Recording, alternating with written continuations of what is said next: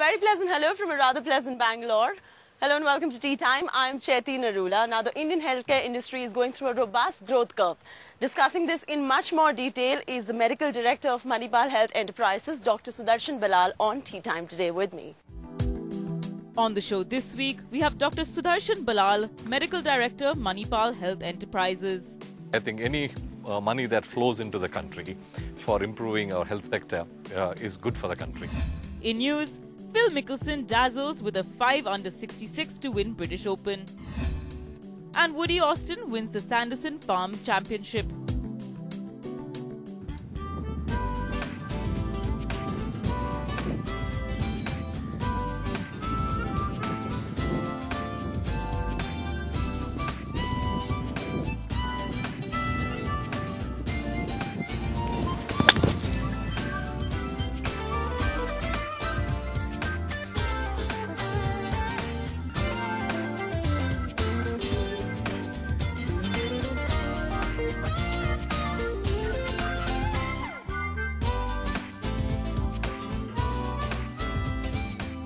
Dr. Ballal, Thank you. welcome to Tea Time. Thank you. Nice to be here.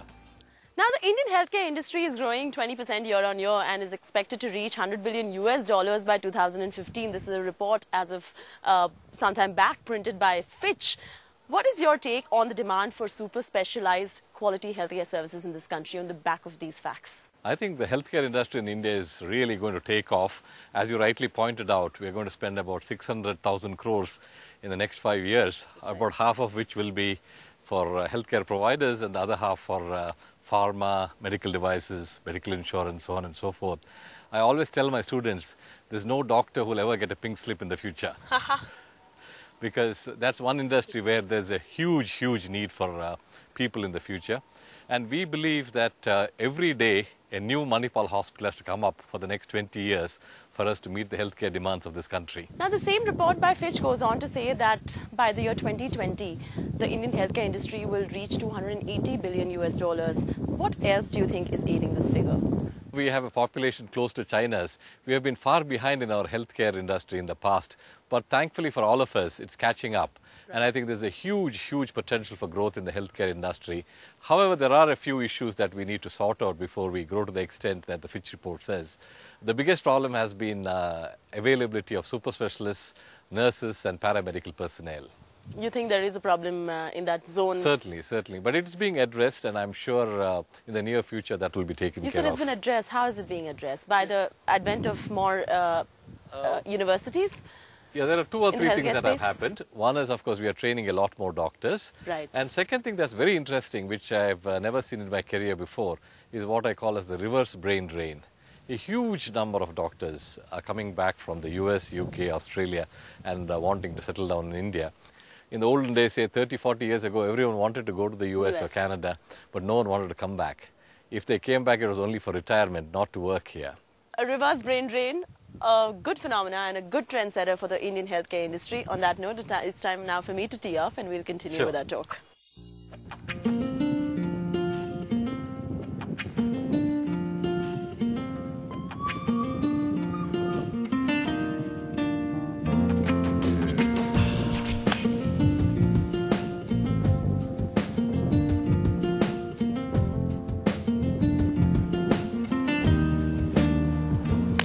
Lovely.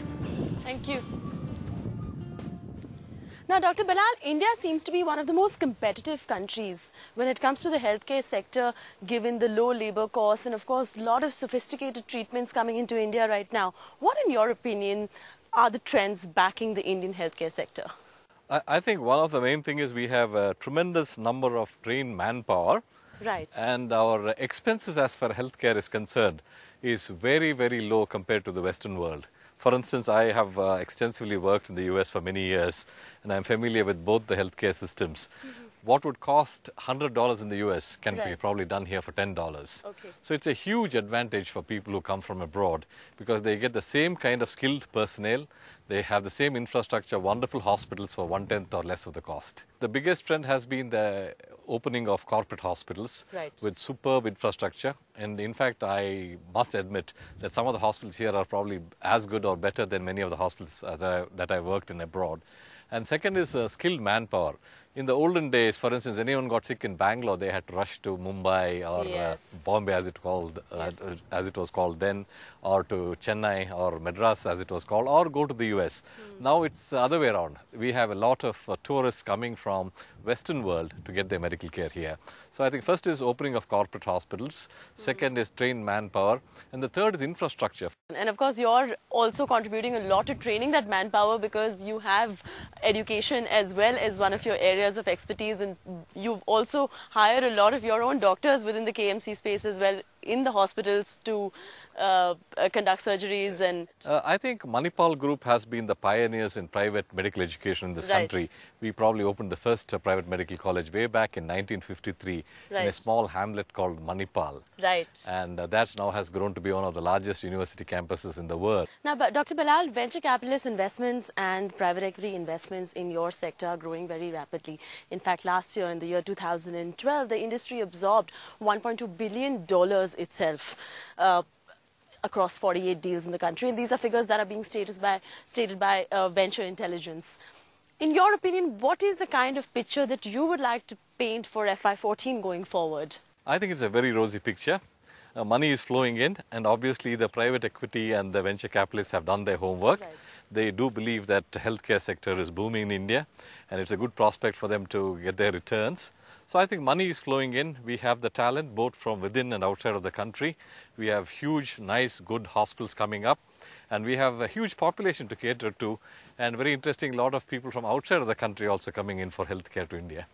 Well, talking about brain drain, talking about reverse brain drain, talking about Manipal Health Enterprises, we're going to be in conversation with Dr. Sudarshan Ballal on the other side of this break as well. It's a good time now for us to take a break on Tea Time. Dr. Ballal and I will see you on the other side.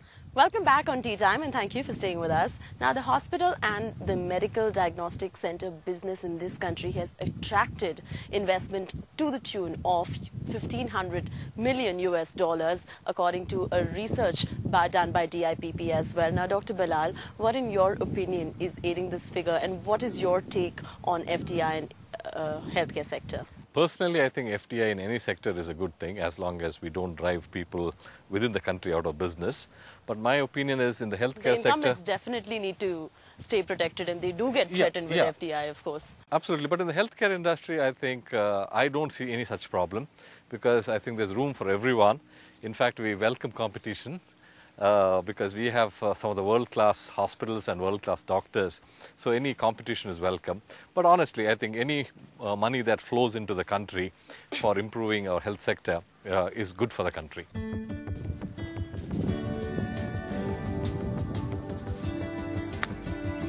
Good one. Thank you. That was wonderful, Chaiti. Thank you. What's your handicap? I still have to get one. Your turn. Come. Yeah.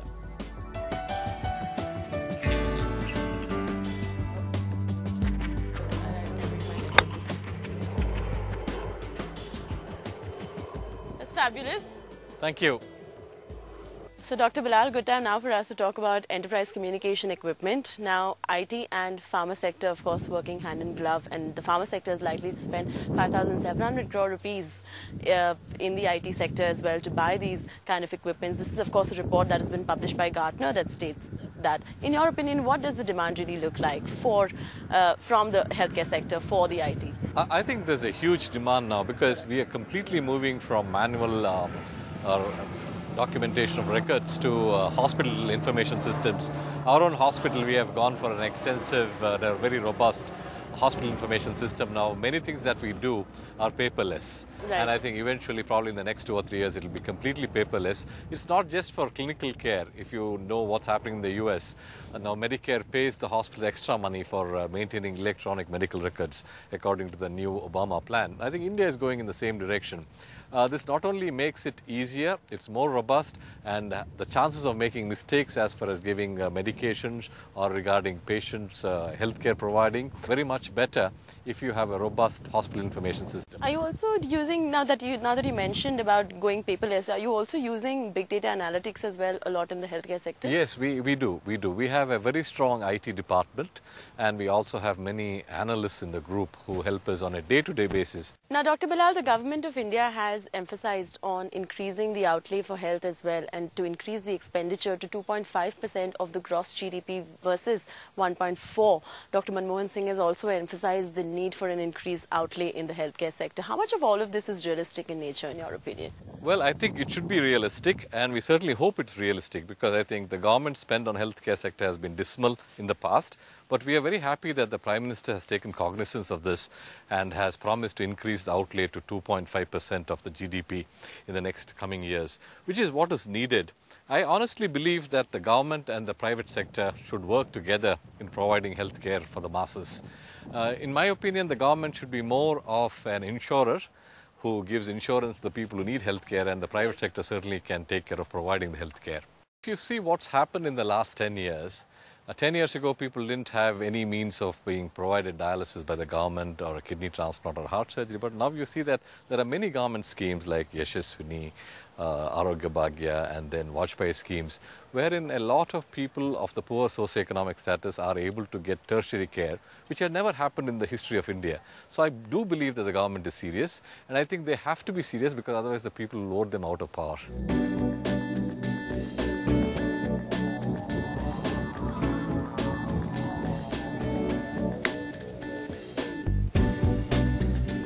Doctor. Thank you. Dr. Ballal, now let's talk about some of the breakthrough medical practices in the country, starting off with yours at KMC for left atrial myxoma as well. Yeah, left atrial myxoma, as you pointed out, is a very rare tumor of the heart. Right. It's unfortunately a tumor that's very fragile. It's a myxomatous tumor that's like a bunch of grapes, and it can easily get dislodged. And when it gets dislodged, it can move away from the heart. If it moves to your brain, you have a massive stroke. If it moves to another organ, you'll have a quite dysfunction a fatal of that. tumor in nature. So, and removal of this tumor is quite a complex procedure. You have scripted quite a recurring success on that front. Yes, our doctors, our cardiac surgeons have done a great job of treating some of the patients with this tumor with hardly any morbidity and mortality. And talking about successes, I think Manipal Hospital has been in the forefront of many new things that have happened in this country. We were the first to get a machine called the lithotripter to break the stones using shock waves. We were again the first one to start what is called as robotic surgery in Karnataka. Congratulations again on achieving the milestone of completing 100 robotic assisted surgeries as well. Tell us more about that and what next at KMC and Manipal. Robotic surgery is something that has fascinated all of us because you use a robot to assist the surgeon. There's a general concept that robotic surgery means that the robot is going to do the surgery, which is to some extent true, but it's controlled by the human beings or the surgeons in this case. A lot of patients tell me, what if the robot doesn't think right? So there's always a surgeon to do the thinking. But this is fascinating surgery, and as I mentioned, we were the first to introduce this about a year and a half or 2 years ago, and we are glad that we have completed successfully about 150 surgeries now in the fields of cancer, urology and gynecology. And the beauty of this is that one is it's less invasive. You have the robotic arms being placed inside the patient's abdomen, and you have a three-dimensional vision of what's going on inside. And you have extremely flexible robotic arms which can go inside any part of the abdomen and remove the tumor or whatever they want to remove with extreme precision. There is very little blood loss, faster recovery. Unfortunately, in India, robotic surgery continues to be expensive. However, we have, keeping in mind the cost factors, we have at least the first 100 surgeries, we have subsidized the cost of surgery so that the larger number of people can avail of the services. Now, tell me a little more about the breakthrough medical practices in the country by itself. Of course, at Manipal, you have quite a few to your credit, but what about the others? Which have been the, biggest ones to brag home about? I think there have been many firsts that have happened in this country, and many new advances in the field of medicine. Right. That may include diagnostic services, which I already mentioned, like the use of a PET scan, which can detect extremely small tumors in a non-invasive fashion, use of robotic surgery, use of special kinds of radiotherapy where you can pinpoint where the lesion is, stereotactic surgery, especially in the brain, where they can pinpoint where the brain is and remove the tumor. without causing damage to the rest of the brain. We have been the pioneers in what is called as awake brain surgery. It's a very interesting concept. You normally think that anything to do with the brain, the patient will be in a coma, but we have had doctors operating on patients who are wide awake, listening to music, talking to you while their brain is being operated on. So there are a lot of new things that have come up in the field of medicine in the last few years. So as Dr. Sudarshan Ballal just pointed out, India of course has had a lot of innovations to its credit when it comes to healthcare services. We're going to take a quick break right here on Tea Time. Dr. Sudarshan Ballal of Manipal Health Enterprises and me, Shaithi Narula. We will see you on the other side. Thank you for staying with us on Tea Time. We're in conversation with Dr. Sudarshan Ballal of Manipal Health Enterprises. Dr. Ballal, you are eyeing capacity additions in the next 3 years to come, organically and inorganically as well. What is the blueprint for the next 3 years to come? We right now either own or manage about 15 hospitals and control 5,000 hospital beds, and probably have a turnover around 700 crores. Our blueprint for the next 3 years is to go up to 8,000 beds, have a turnover of about 2,000 crores, and an EBITDA margin between 20 to 25%. We are looking at many more hospitals in Bangalore, and of course adding more greenfield and brownfield projects across the country, both in the south and in the north, and also in central India. So hopefully the next time we play golf, we'll have a lot more hospitals to talk about. Absolutely. Dr. Ballal, there exists a paucity of doctors in the rural areas and the semi-rural areas in this country. How, in your opinion, can we focus more on the rural areas? Of course, the one thing being that the students who, while doing their MBBS, also can be placed while their course of the study in the rural areas as well for the internships and for their training processes as well. What, in your opinion, could be the other methods? That's $1 million question. I think there are two answers that I feel are necessary for this.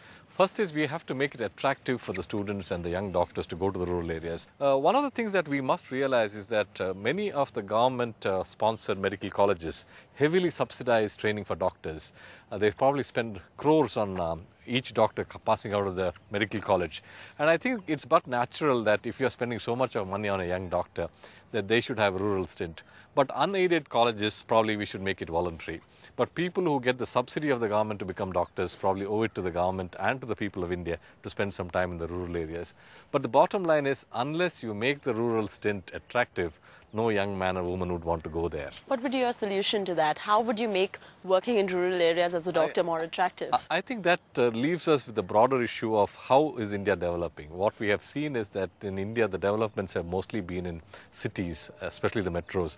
If you go 50 miles out of Bangalore, Chennai or Mumbai, they are back where they were about in the 19th century. Absolutely. So unless India sort of improves as a country, I think it will be very difficult for us to push doctors to go to the rural areas, but I think we certainly need to have them in the rural areas. And as of now, it should be a carrot and stick policy. Anyone who gets subsidized subsidy as students to become doctors, they should have a stint there. Certainly make it attractive, maybe give them more postgraduate seats, maybe sponsor their training abroad if they have a rural stint. So I always believe that incentive works better than carrot, than stick. Are you proactively taking up this kind of an initiative at Manipal University as well? Absolutely. In fact, Manipal is very unique. First of all, Manipal is in a rural area. It's a small hamlet right next to Udupi, and in the city of Dakshina Kannada and Udupi district. And also we have adopted about 8 primary health centers, and we have a lot of our doctors, paramedical personnel and nurses going to primary health centers, and we sometimes then send them to the homes of the patients, because many working women and men in the rural areas cannot afford to come to the doctor because they lose a day's wages. Right. So we send the doctors to their house and actually check them out for their blood pressure, diabetes, antenatal care, vaccine, etc. And I think that's the model we should look at. And one of the proposals that we have is that every district should have a medical college. And every time you have a medical college, there will be a huge hospital attached to it. There will be a lot of youngsters being trained there, and it will be easier for them to go to the villages from the district headquarters.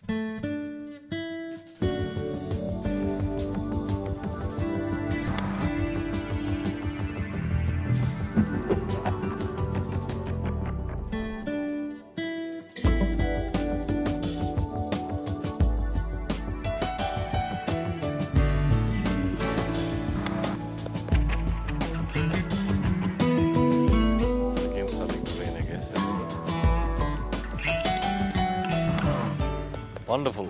Thank you. So, Dr. Ballal, the need of the country today, ethical medical practices. You at Manipal University as well are giving this kind of holistic education to the students, and the students are carrying these practices wherever they go in the world. How important are these medical practices, and where do doctors end up faltering today? I think what you said is absolutely a must. I don't think there's any negotiations on ethical practice of medicine. We at Manipal believe that we should be patient-centric, we should have clinical excellence, and most importantly, practice ethical medicine. I don't think any doctor should practice anything that is unethical and cause damage or harm to the patient. Unfortunately, what has happened is that corruption is creeping in like any other sector, even in the healthcare sector. And a lot of youngsters might be lured by the huge money that's there available in corruption. But we at Manipal are absolutely certain that our core values stand for ethical practice of medicine, clinical excellence, and patient centricity. But overall in the healthcare sector, how do you think doctors end up faltering this much? There's of course, even in the entire diagnostic space as well, you see a lot of riffraff going around. Why is that happening in the country? Unfortunately, the lure of money, easy money. I think there are people who are willing to bribe doctors, and there may be some doctors who are willing to take those bribes. But fortunately for us, as far as I know, even today in 2013, a large segment of doctors that practice medicine still believe in ethical practice of medicine, which is certainly a ray of hope for all of us. And we should educate our youngsters that medicine is something that you should do out of passion and not only for money. Interesting. Now, you're a nephrologist. Do kidneys and golf have any kind of association? I know it's a long shot for me to ask you that. Anytime the doctor has a peace of mind, he'll be good to his patients, and golf gives me a lot of peace of mind. I think it's a wonderful sport, and I strongly recommend that every doctor should practice half a day of golf. Really? Yes, I think it's very, very relaxing. And I think it sort of freshens you up for the next round of patient care. Lovely. When did you take on to golf, and how did you develop an interest in this game? Actually, I was training in the US, and as soon as I finished my training, there was a golf course right next to my house. And I always... You teed off first in the US? Yes, I first teed off in the US. I took some lessons there, and they had videographs of my sort of trying to tee off and putting, and then they gave me a lot of coaching as to how I should actually do it. Initially, I thought it's a game for the old and retired, but now I find it fascinating. In fact, it's really difficult to stay away from golf on a given week. I think you live longer if you're peaceful. And okay, so that's the connection. Golf definitely gives you a lot of peace. And I always tell people that there must be some stress buster for doctors, and I would recommend golf as a strong stress buster. Also, it makes you very patient, very analytical, very meticulous. It makes you focus on the techniques as well. So, analogy between golf and medical practices. How does it help you in your everyday life as a doctor? One is it teaches you to be patient with your patients, because you have to be patient in the golf course, and practice makes you perfect. So you have to sort of practice good medicine that will make you perfect. And I think more importantly, it also gives you a healthy lifestyle because you exercise a lot. 18 holes of golf would be at least 7 or 8 kilometers of walking, which is what I recommend to my patients, that they should walk about 30 to 45 minutes every day. And the golf is a very lovely way of getting that exercise. All right, so being patient with the patients, and of course practice making Dr. Sudarshan Ballal perfect. That's the mantra that we are following. Thank you so much on that note, Thank you, Dr. Ballal, for joining me on Tea Time. That's a wrap from Dr. Sudarshan Ballal from Manipal Health Enterprises, and me, Chaiti Narula, on Tea Time. I will see you with another interesting guest next week. Until then, enjoy the flight of a good drive.